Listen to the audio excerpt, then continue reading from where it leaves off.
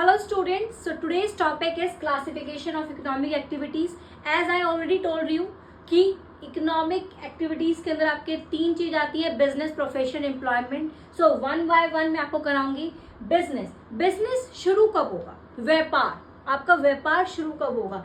जब एंटरप्रेन्योर अपना एक डिसीजन ले लेगा, ठीक है, और या फिर कोई लीगल फॉर्मेलिटीज इफ नेसेसरी, अगर पॉसिबल है या फिर नेसेसिटी है किसी की लीगल फॉर्मेलिटीज पूरी करने की, वो पूरी करने के बाद आपका बिजनेस स्टार्ट हो जाएगा.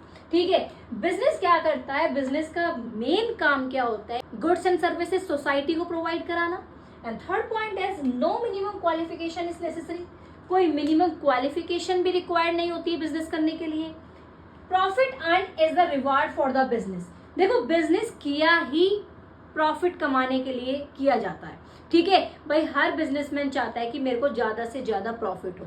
तो प्रॉफिट अर्न जो आपका, जो अगर बिजनेस बहुत ज्यादा प्रॉफिट में पहुंच गया तो उसका रिवार्ड है. High risk is present as the profit are uncertain and irregular. देखो, बिजनेस में जितना पैसा है उतना रिस्क भी है, क्योंकि लाइफ बहुत अनसर्टेन है. बिजनेस बहुत अनसर्टेन है क्योंकि लाइफ में भाई क्या होता है, हमारी इकोनॉमी में हमें कुछ नहीं पता कब क्या हो जाए. ठीक है, समय समय से चीजें बदलती हैं. सो अनसर्टेन है, प्रिडिक्ट करना बहुत इम्पॉसिबल सा हो जाता है. ठीक है.